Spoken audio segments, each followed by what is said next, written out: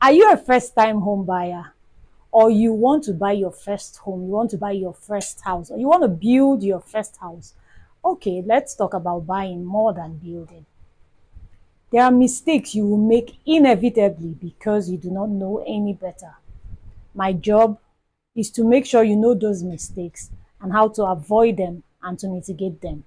My name is Amamira Kulundonofit, and this is top mistakes that first-time home buyers make in making their choices.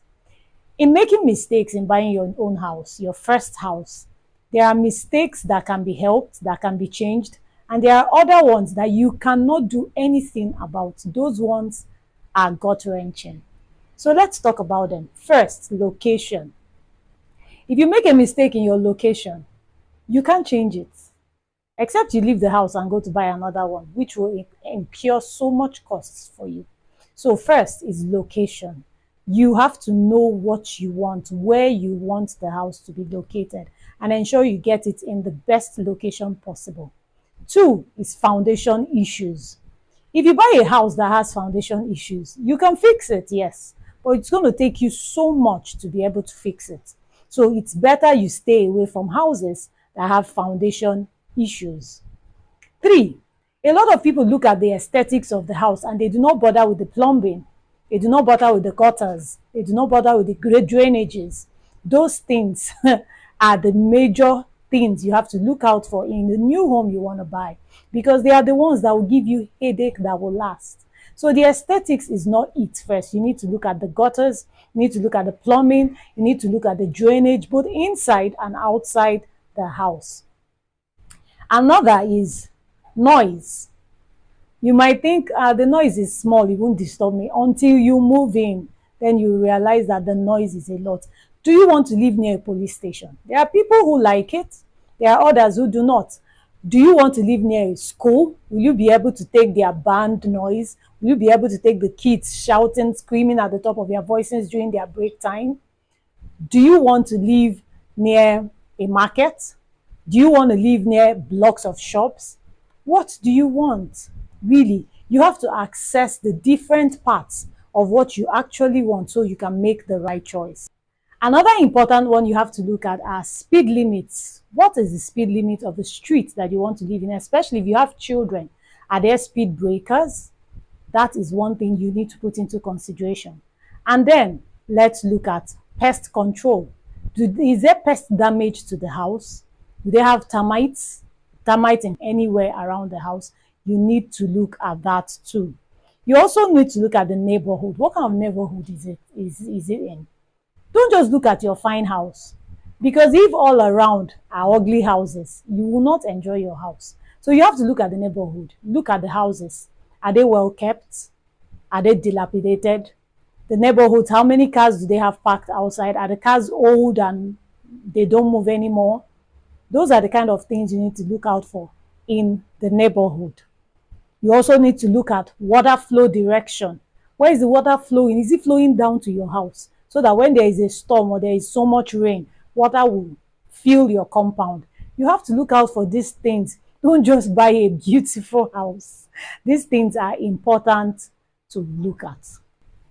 Another thing you have to look at is the covenant restrictions and conditions that have to do with the house you're buying, or even the streets. There are streets that have color codes for all the houses in their streets.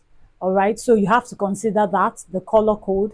You have to consider the lawn size, or what you can do with your lawn. There are areas where they give you instructions on how you can configure your lawn.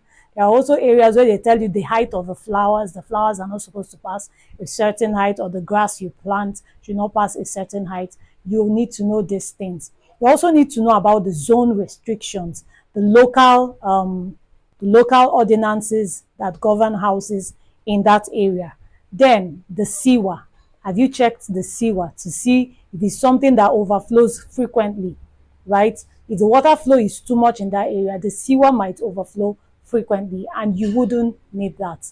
Another issue that first-time home owners have is keeping inspection. They don't want to go through the stress of inspection, so long as you cannot trust your realtor 100%. Really, Even if the person is your twin, you can't trust anybody 100%. So you have to at least do your part of the due diligence by going for inspection or insisting on a video tour, so that real time you'll be seeing what the house looks like in case you are not close by.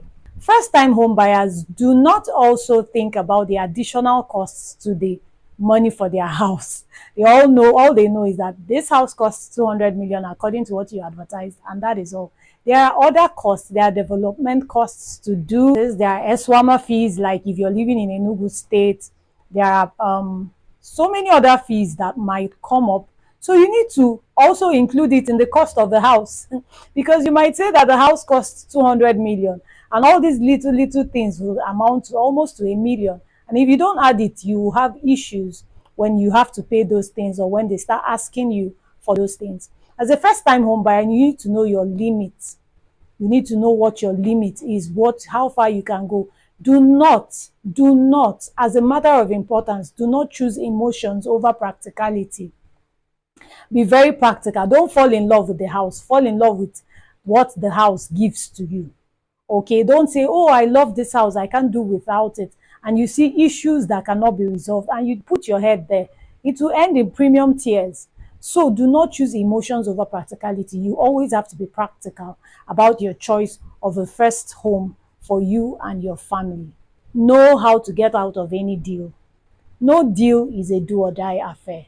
Even if you've reached the point of payment and you find things that you don't like, things that you cannot live with, know that you're the one that's going to live in that house. And for emphasis, make sure that your realtor, your attorney, your surveyor do not come from the same company. Yes, I said it, because they can do business on your head.